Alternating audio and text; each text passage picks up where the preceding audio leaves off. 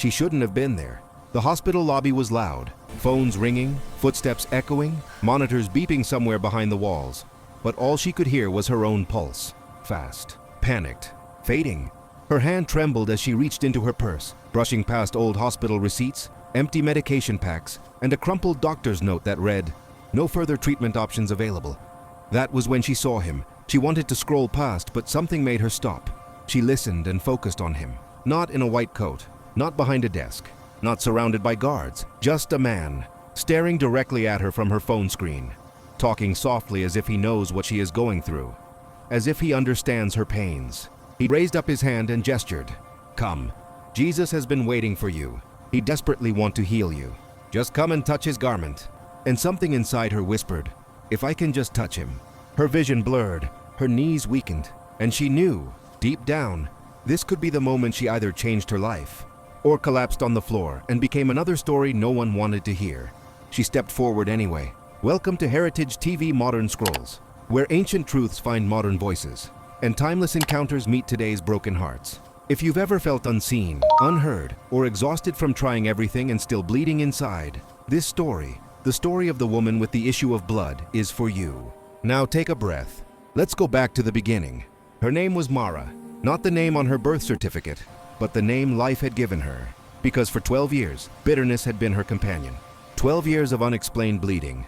It started quietly, a missed cycle, a little fatigue, a doctor's appointment she thought would last 15 minutes. That appointment turned into a decade. Have you ever walked into a place hoping for answers and walked out carrying fear instead? Mara lived in the city, worked a decent job, had dreams once, marriage, children, stability. But chronic illness doesn't just attack the body.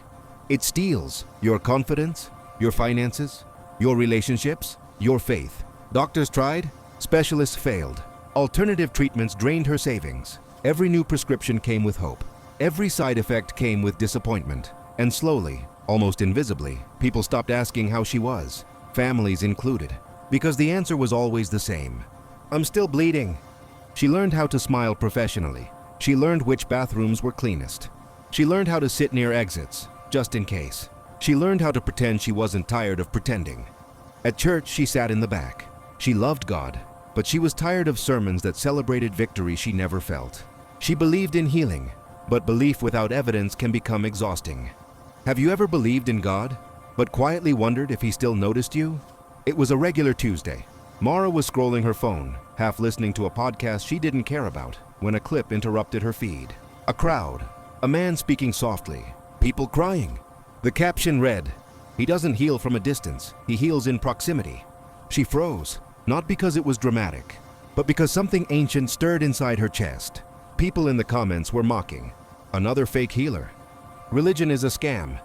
Where was he during the pandemic? Mara almost scrolled past. Almost. But then the man in the video said, "I don't need you to explain your pain.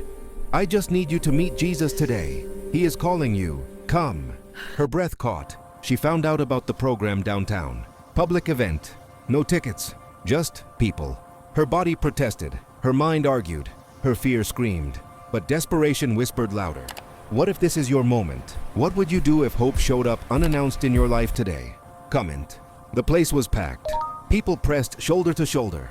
Security tried to maintain order. Mara felt small, weak, unqualified to be there. She remembered every reason she shouldn't try. What if nothing happens? What if I collapse? What if I'm disappointed again? But then she remembered something else.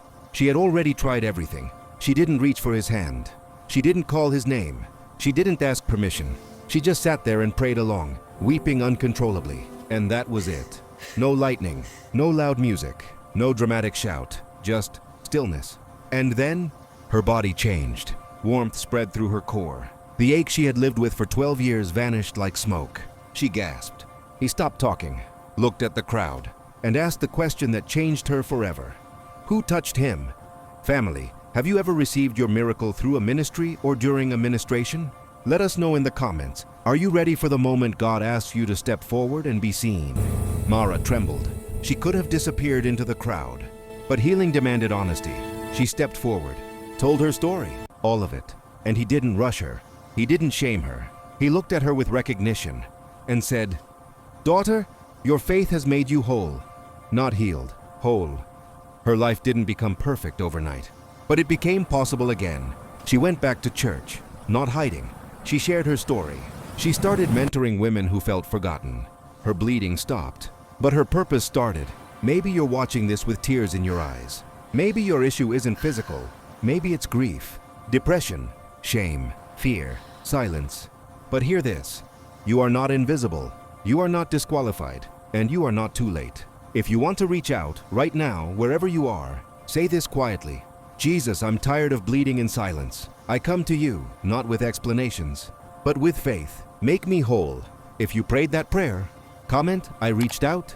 Share this with someone who's tired of being strong and needs courage. Subscribe to Heritage TV, Modern Scrolls. What part of your life is waiting for you to reach out?